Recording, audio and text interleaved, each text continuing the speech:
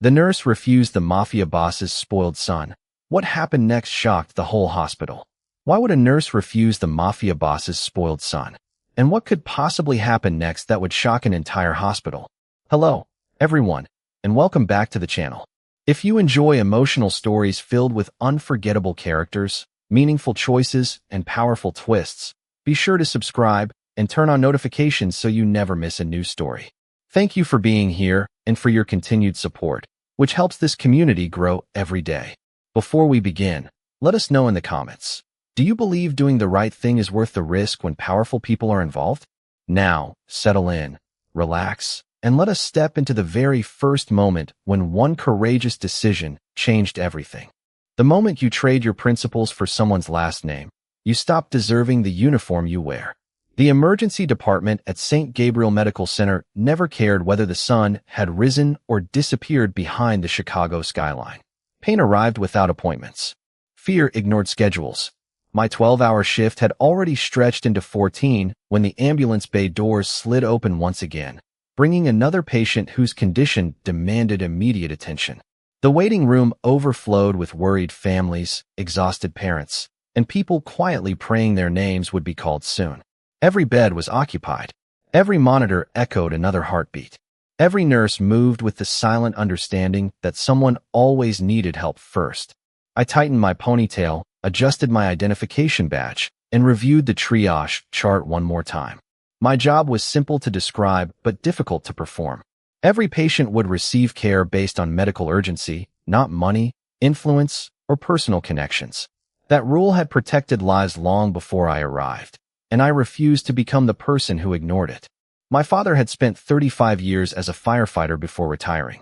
Growing up, he repeated one lesson so often I could still hear his voice whenever I walked into the hospital. People trust the uniform before they trust the person wearing it.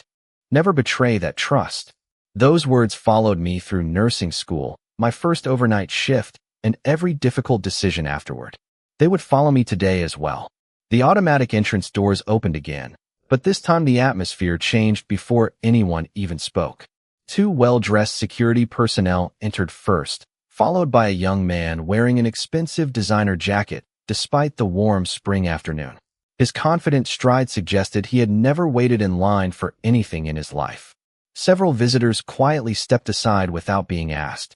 He walked directly toward my triage station and placed his phone on the counter without greeting me. "I need a room immediately," he said. "My shoulder hurts." I glanced at the charting tablet before offering a professional smile. "I will be happy to help you. First, I need to ask a few questions so we can determine your priority level." His expression hardened slightly. "You did not hear me," I said immediately. I remained calm. "Everyone here is evaluated according to medical urgency." He looked around the crowded waiting room with obvious impatience. "Those people can wait." I briefly looked toward an elderly woman struggling to breathe beside her daughter, a construction worker holding a blood-soaked towel against his forearm, and a frightened little boy with a high fever resting against his mother's shoulder. Then I returned my attention to the young man. "No, they cannot." The silence that followed seemed to spread through the entire reception area. Several nearby nurses glanced toward my station before returning to their work. The young man leaned closer. "Do you know who I am?" I answered honestly. "No." He smiled with unmistakable confidence. "My name is Ethan Romano." The name clearly meant something to several people standing nearby, because I noticed a few surprised expressions immediately appear. It meant nothing to me. "Mr. Romano," I replied, "please have a seat while I complete your assessment." His jaw tightened. "You really should reconsider that answer." I calmly picked up the triage form. "On a scale from 1 to 10, how would you rate your pain?" He stared at me in disbelief, before letting out a short laugh that contained no humor at all. "You have absolutely no idea who my father is." I met his eyes without raising my voice or lowering mine. "No, sir. But I do know who the nurse responsible for this waiting room is, and today that is me. Everyone will be treated fairly." For the first time since he approached my desk, Ethan stopped speaking entirely, and every person within earshot seemed to hold the same quiet breath, waiting to see which one of us would move first. The silence lasted only a few seconds before the emergency department returned to its relentless rhythm. A monitor beeped steadily from one treatment room. A child cried somewhere beyond the waiting area, and a physician hurried past carrying a patient's chart. Life inside the hospital never paused for pride. Ethan remained standing in front of my desk, clearly unaccustomed to hearing the word no. He rested both hands on the counter and leaned forward just enough to make his frustration unmistakable. "You are making a mistake," he said quietly. "I am following hospital policy," I answered. "Those are not always the same thing."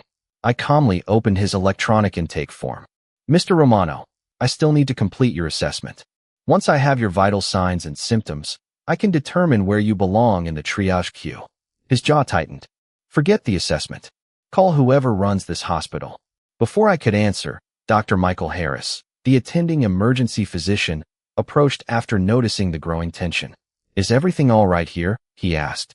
Ethan answered before I could speak. "Your nurse refuses to do her job." Dr. Harris looked toward me with quiet confidence. "Claire." I briefly explained the situation without emotion, describing Ethan's request for immediate treatment despite several higher priority patients already waiting for care.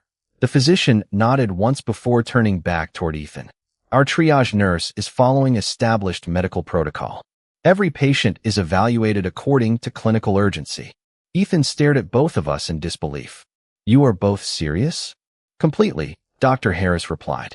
Ethan let out a short laugh before pulling out his phone. "Fine. Then someone higher than both of you can explain why this hospital thinks rules matter more than reality." He stepped away while making a call, speaking quietly enough that I could not hear the conversation, but confidently enough that everyone nearby understood he expected immediate results. Several minutes later, the emergency department director, Linda Foster, arrived from the administrative offices after receiving a request to intervene. She greeted Ethan politely before asking me and Dr. Harris to explain exactly what had happened. Once again, I described every detail without exaggeration or defensiveness.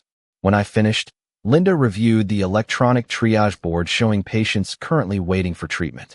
An elderly man with chest pain had just been transferred for emergency evaluation. A pregnant woman experiencing complications had arrived moments earlier. A teenager recovering from a severe allergic reaction still required close observation. Linda quietly nodded. Claire followed protocol correctly. Ethan folded his arms. "So this hospital treats everyone exactly the same?" Linda answered without hesitation. "No, we treat everyone according to medical need." That distinction seemed to frustrate him even more. "You will regret embarrassing me." I looked directly at him before speaking as calmly as I had all evening. "Mr. Romano, this has never been about embarrassment. It has always been about making sure every patient receives fair and safe care." He shook his head and walked toward the exit without another word. The automatic doors closed behind him, leaving an uncomfortable silence throughout the waiting room. Emily stepped beside me after several moments. "Are you all right?" she whispered. I smiled faintly while reaching for the next patient's chart. "We still have people waiting." She nodded knowingly. "That sounds like you." The rest of the shift passed without another interruption, yet whispers spread through every hallway before midnight. Nurses from other departments quietly asked whether the rumors were true. Security officers exchanged uncertain glances whenever my name appeared in conversation. By the time I finally changed out of my scrubs early the following morning, nearly everyone in the hospital had heard some version of the story. As I gathered my bag from the staff locker room, Linda approached carrying a folder. "Claire," she said gently, "I want you to know the administration supports your decision." I thanked her sincerely, believing the situation had finally come to an end. I could not have been more mistaken. Less than 24 hours later, just as my next shift was beginning, every window facing the hospital entrance reflected the arrival of a long line of black luxury vehicles, and an uneasy stillness quietly settled over the entire emergency department. Every conversation inside the emergency department became quieter the moment the first black sedan stopped beneath the hospital entrance canopy. One vehicle became 3, then 5, until an orderly line stretched along the curb where ambulances normally received priority. Through the large glass windows, nurses, physicians, and visitors paused just long enough to notice the unusual procession before returning to their responsibilities. Hospitals had a way of reminding everyone that no matter who arrived outside, patients inside always came first. I finished reviewing medication orders for my next patient when Emily appeared beside me carrying a clipboard.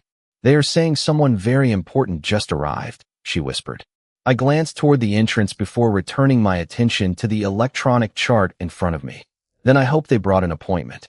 She smiled nervously. You really are impossible. Before I could answer, the emergency department director walked briskly toward the nurse's station. Linda Foster rarely looked unsettled, but today even she carried an unusual seriousness. Claire, she said quietly, when you finish documenting your current patient, please come to conference room B. I nodded. Of course. You are not in trouble, she added almost immediately, as though anticipating my thoughts. Someone has specifically asked to speak with you. Who? Linda hesitated for only a moment. Vincent Romano. The name meant very little to me beyond the newspaper. Articles I had occasionally noticed over the years. I knew he led an extraordinarily successful business empire. I also knew rumors seemed to follow his family wherever they went. Beyond that, I knew nothing. 10 minutes later, I knocked gently on the conference room door. Come in, a calm voice answered.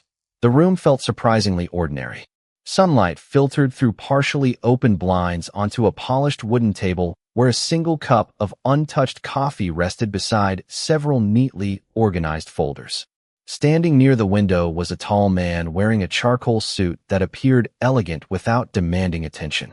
His silver hair framed a composed face marked more by quiet confidence than intimidation. He turned as I entered, studying me with thoughtful gray eyes that revealed curiosity rather than anger. Ms. Bennett, he asked. Yes, sir. He extended his hand. Vincent Romano. His handshake was firm but respectful, lasting only a moment before he stepped back. Thank you for agreeing to speak with me during your shift. I answered honestly. My director said you requested the meeting. He nodded once. I did. Silence settled comfortably between us for several seconds before he spoke again. Yesterday my son came to this hospital. Yes, sir. He also filed several complaints before coming home. I waited quietly, unsure where the conversation was leading. Vincent folded his hands behind his back and looked directly at me. I have already read the administrative report. He gently tapped the folders resting on the table. I have listened to the emergency physician. I have spoken with the department director. He paused just long enough for the room to become completely silent again. Now I would like to hear the story from the only person who was actually standing at that triage desk. There was no accusation in his voice. No raised tone. No hidden threat. Only a straightforward request. Somehow that surprised me more than anything else had during the past 24 hours. I took a slow breath before answering. Would you like me to begin from the moment your son entered the emergency department?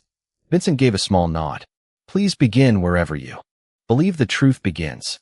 For the first time since Ethan had walked into my waiting room, I realized someone was not asking me to defend my decision. He was asking me to explain it. For several moments, neither of us spoke.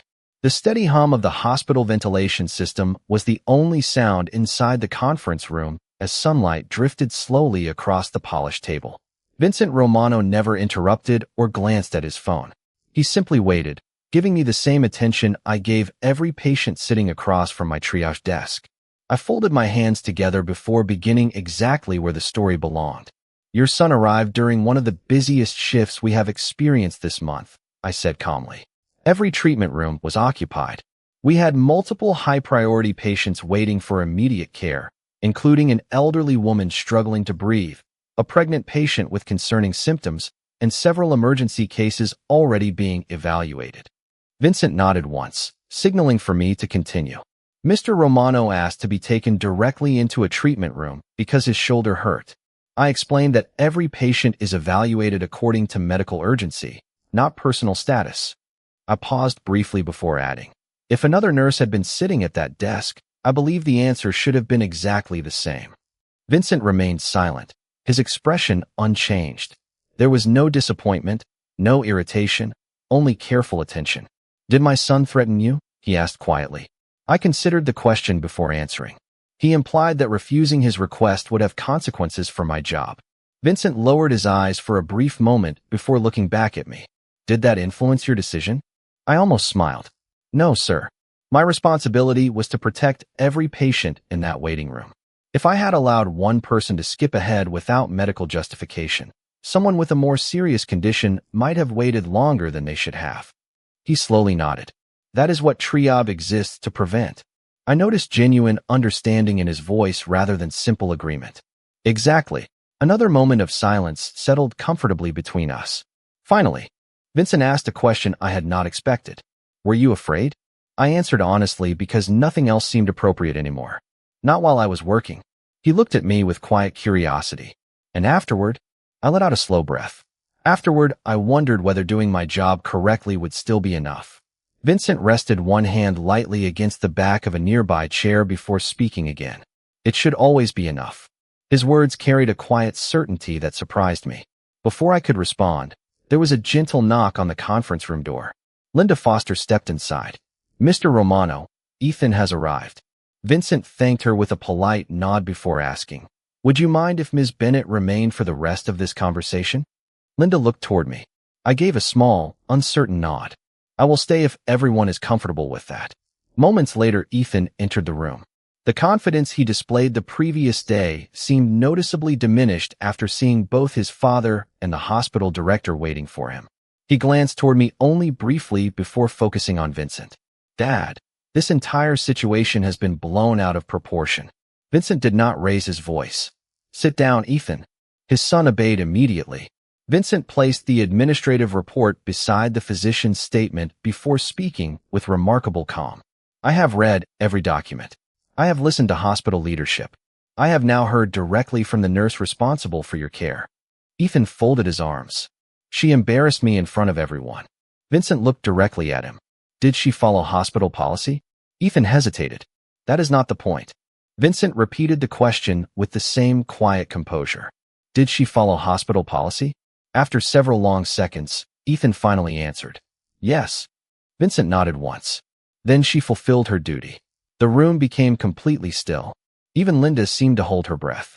Vincent looked from his son to me before speaking words that no one inside that conference room had expected to hear. The person who should be apologizing today is not the nurse. It is my son. No one inside the conference room spoke. After Vincent's words settled into the silence, even the distant sounds of rolling stretchers and overhead announcements seemed strangely muted, as though the hospital itself had paused to hear what would happen next. Ethan looked at his father with unmistakable disbelief. You cannot be serious, he said quietly. Vincent did not raise his voice. I have never been more serious. Ethan glanced toward me before looking back at him. She treated me like everyone else. Vincent nodded once. Exactly. His son frowned. Do you know how many people recognize our name? Far too many, Vincent replied. That is precisely why your behavior matters. He stepped closer, not with anger, but with calm authority earned through years of leadership. If a nurse had ignored hospital policy because of our family, she would not have honored us. She would have failed every patient waiting beside you. Ethan remained silent. Vincent continued in the same measured tone. Respect cannot exist where fairness disappears. The words lingered heavily inside the room. Finally, Ethan lowered his eyes for the first time since entering. What would you like me to do? Vincent answered without hesitation. The same thing I expect from every member of this family when we are wrong. He turned slightly toward me. Apologize. Ethan hesitated only briefly before stepping forward. His confidence had been replaced by something much more difficult to carry. Humility. Ms. Bennett, he said quietly, I am sorry. I allowed my pride to become more important than the people waiting for care. You were doing your job, and I should have respected that. I looked at him for a moment before offering a small smile. Thank you. That means more than you probably realize. Vincent nodded with quiet approval. Linda Foster finally allowed herself a relieved breath. Even Dr. Harris, who had quietly entered the room moments earlier, seemed pleasantly surprised by the direction the conversation had taken. Vincent then looked toward me once again. There is one more matter. He reached into the inside pocket of his suit jacket and placed a neatly folded envelope on the conference table. Please accept this as a gesture of appreciation for your professionalism. I glanced at the envelope, but made no effort to pick it up. May I ask what it is? A personal contribution, Vincent answered honestly. For whatever you may need. I slowly shook my head. I cannot accept it. Ethan looked almost as surprised by my answer as he had been by his father's. Vincent studied me thoughtfully. May I ask why? Because I did not protect hospital policy for a reward, I replied. I protected it because patients deserve fairness whether anyone notices or not. The room became quiet again. If I accepted personal compensation for doing the right thing, it would change the meaning of why I did it. Vincent's expression softened with unmistakable respect. He slowly picked up the unopened envelope without the slightest sign of offense. Then tell me what would help this hospital instead. I thought for only a few seconds. Our emergency department has been trying to expand its simulation training program for newly licensed nurses. Better training means better patient care. If you truly want to help, support something every future patient can benefit from. Vincent smiled for the first time since entering the hospital. It was not the smile of a powerful businessman completing another transaction. It was the smile of someone who had just learned something valuable. That, he said quietly, is a far better investment than the one I had planned. As the meeting came to an end, I returned to the emergency department believing the difficult chapter had finally closed. I had no idea that within only a few weeks, every nurse in the hospital would discover that one simple conversation inside a quiet conference room had begun changing far more than a single family's understanding of respect. The emergency department quickly returned to its familiar rhythm, but something subtle had changed. The story spread through the hospital faster than any official announcement ever could. Nurses spoke about the meeting in quiet voices during shift changes. Physicians who had not been present asked respectful questions instead of repeating rumors. Housekeeping staff, receptionists, and even volunteers seemed relieved that fairness had been defended instead of compromised. I wished the attention would disappear. I had never wanted recognition. I only wanted to care for my patients and return home after every shift knowing I had honored the promise I made the day I first put on my nursing uniform. 2 weeks later, Linda Foster asked me to stop by her office after my morning rounds. I assumed there was another scheduling adjustment waiting for me. Instead, she slid a proposal across her desk. "Take a look," she said with a smile. I opened the folder and found architectural sketches for a new clinical simulation laboratory designed to train recently licensed nurses before they entered the emergency department. The estimated budget was larger than anything our hospital foundation had ever approved on its own. "This cannot be real," I said quietly. Linda nodded. "It is. The funding arrived this morning." I looked through the proposal again before asking the obvious question. "Who donated it?" She smiled knowingly. "The Romano Foundation." I immediately closed the folder. I told him I could not accept personal gifts. "You did not," Linda replied gently. "This is not a gift for you. It is an investment in every patient who will walk through these doors for years to come." I slowly looked back at the drawings, imagining new nurses practicing difficult situations before facing them with real families waiting for answers. Better preparation meant calmer decisions. Calmer decisions meant safer care.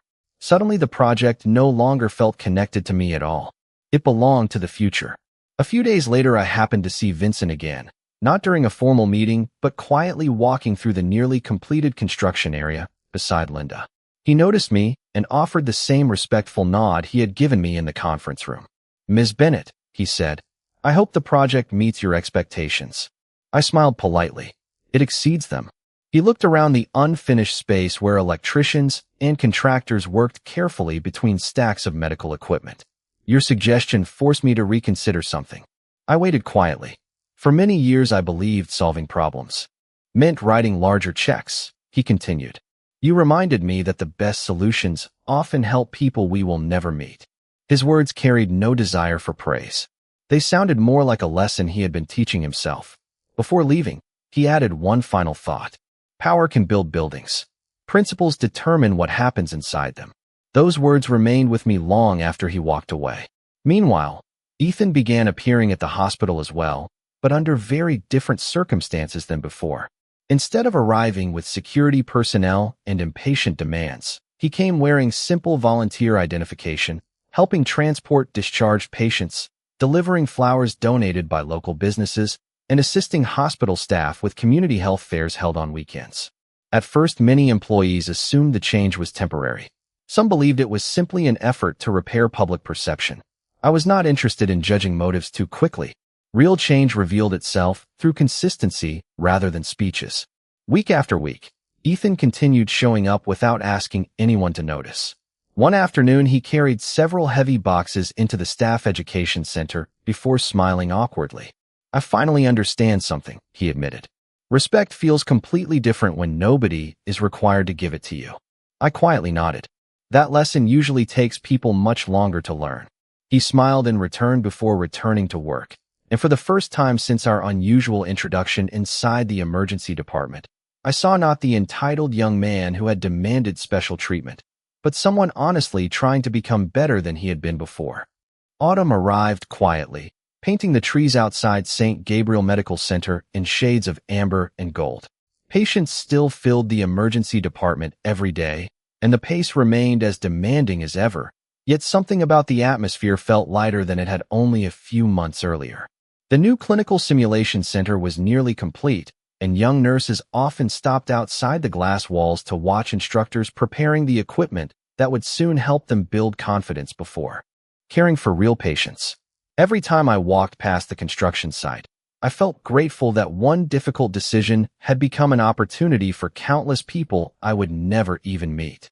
Late one afternoon, after finishing my shift, I found Vincent standing alone near the observation windows overlooking the new training center. He was not surrounded by assistants or advisors. He simply watched several nursing students laughing together as they toured the unfinished facility. "It already feels alive," I said as I joined him. He smiled gently without taking his eyes off the room below. "Buildings do not become meaningful because they are expensive," he replied. "They become meaningful because of the people who will one day walk through them." We stood quietly for several moments before he spoke again. "May I tell you something I have never admitted to anyone outside my family?" I nodded. When Ethan was growing up, I believed protecting him meant removing every obstacle from his path. I solved problems before he had the chance to solve them himself. I confused comfort with love. His voice carried regret rather than self-pity. "Then he met you." I looked at him with quiet surprise. I did not teach him anything on purpose. Vincent finally turned toward me. "That is exactly why the lesson mattered. You never tried to impress him. You never tried to punish him. You simply refused to abandon your principles." He paused before adding words that settled deeply in my heart. "You corrected a mistake I spent years creating." I searched for the right response, but found only honesty. People can change at any age if they are willing to listen. He gave a thoughtful nod. That may be the most hopeful sentence I have heard in years. Just then, Ethan walked toward us carrying several folders filled with volunteer schedules for an upcoming community health outreach event. His expression was relaxed in a way I had never seen during our first encounter. "Everything is ready," he said. "The volunteers confirmed attendance, and the hospital staff approved the mobile clinic locations." Vincent looked at the folders before smiling proudly. "You handled all of this yourself?" Ethan nodded. "I wanted to earn the responsibility before accepting it." Vincent placed a hand lightly on his son's shoulder. "That answer means more to me than you realize." As Ethan headed back inside, Vincent watched him disappear down the hallway before quietly saying, "For years people respected my position. Now I hope they might someday respect the man my son becomes." I looked through the large windows toward the emergency entrance where ambulances continued arriving with people whose lives had suddenly become uncertain. "Every shift reminds me that nobody enters this hospital because life is easy," I said softly. "Sometimes all we can give people is fairness." Vincent nodded with complete understanding. "And sometimes fairness becomes the beginning of healing." Before leaving, he stopped beside the entrance to the new training center where a temporary sign covered the unfinished dedication plaque. "The board asked whether my family's name should appear here," he said. I declined. I looked at him curiously. "Why?" He smiled. "Because this place was never built to celebrate the people who funded it. It was built to honor the people who will serve inside it." For the first time since our paths had crossed, I realized the greatest change had not happened inside the hospital at all. It had happened quietly within a father who finally understood that the strongest legacy was not measured by influence, but by the character he inspired in the next generation. Winter arrived with crisp mornings and clear skies, and by early December, the new clinical simulation center was finally ready to open its doors. Nurses from neighboring hospitals, educators from local universities, and healthcare leaders gathered inside the bright training facility, where rows of advanced patient simulators stood waiting for the first group of students. Large windows overlooked the hospital courtyard, allowing natural light to fill every classroom.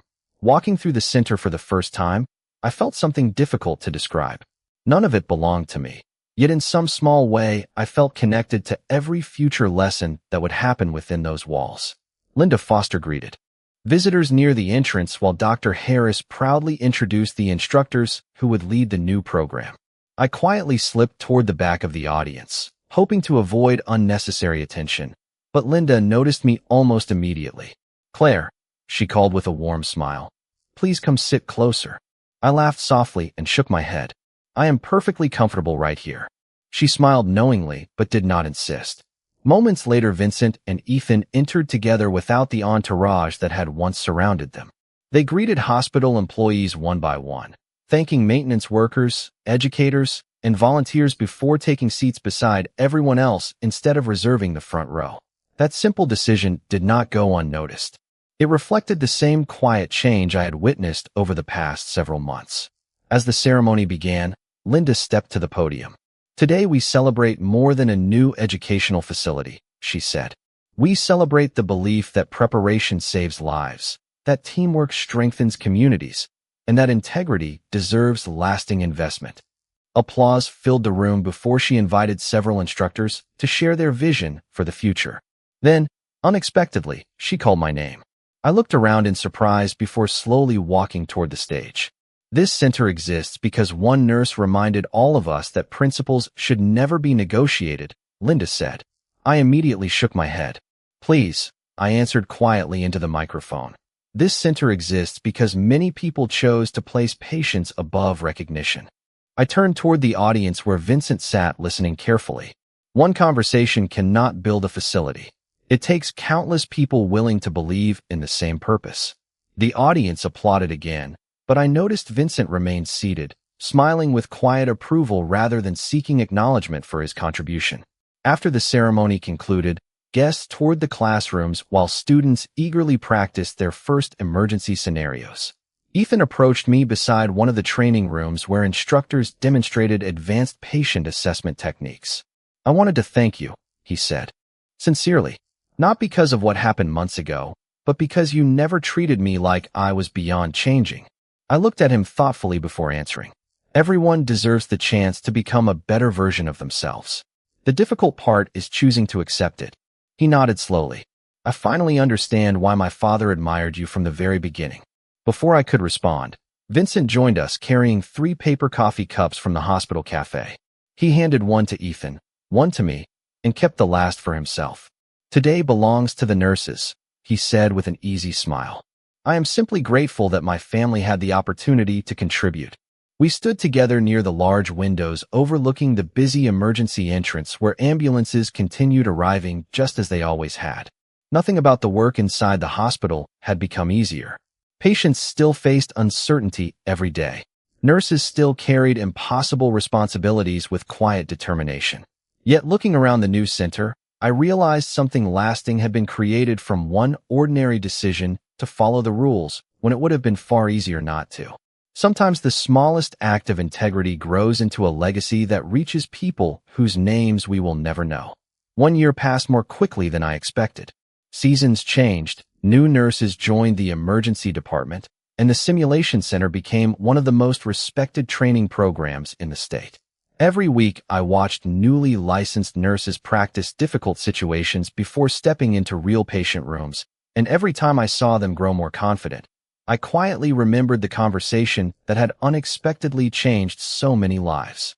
The hospital itself looked much the same from the outside, yet inside its walls something had shifted. People spoke more often about teamwork than titles, about service rather than status. One spring afternoon, Linda Foster invited me to the annual hospital recognition ceremony. I assumed I would simply applaud my colleagues before returning to my evening shift. Instead, my name appeared on the large screen behind the stage. I looked around in complete surprise as Linda smiled toward me. "Claire Bennett, please join us." The audience applauded warmly while I slowly walked forward, feeling far more comfortable wearing scrubs in the emergency department than standing beneath bright lights.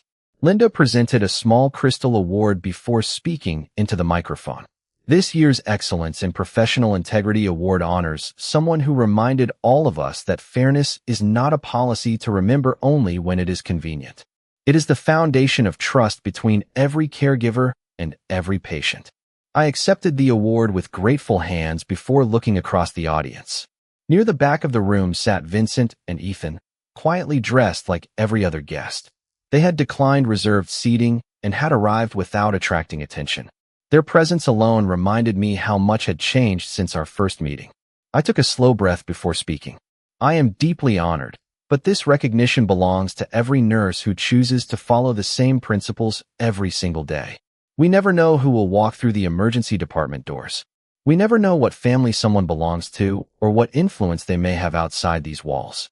The only thing we should ever see first is the patient who needs us. The room remained completely silent until the final sentence. Our uniforms mean very little if our integrity changes depending on who is standing in front of us. The applause that followed felt overwhelming. After the ceremony ended, guests slowly gathered in the hospital courtyard where spring flowers surrounded a quiet fountain. Vincent approached with Ethan beside him. Neither of them mentioned the award immediately. Instead, Vincent looked toward the emergency entrance where another ambulance had just arrived. "The work never stops," he said softly. "It never should," I replied. He smiled before extending his hand exactly as he had the first day we met. "Thank you, Ms. Bennett." I accepted the handshake. For what? For reminding my family that influence should never ask for exceptions. It should create opportunities for others. Ethan nodded in agreement. The best decision anyone ever made for me was refusing to treat me differently. We stood together for another quiet moment before a trauma alert echoed through the hospital speakers. Instinctively, I excused myself and hurried back inside. My shift was beginning, and somewhere beyond those automatic doors another patient was waiting for help. As I reached the familiar triage desk, I smiled to myself before putting on my identification badge once again. The rules had not changed. Neither had my responsibility. Looking back now, I understand that the day I refused to compromise was never about proving courage or challenging power. It was about protecting the promise every nurse makes the moment that uniform is earned. Real authority does not demand special treatment. Real authority protects fairness so that everyone, regardless of their name, receives the dignity they deserve. And that is the legacy worth leaving behind.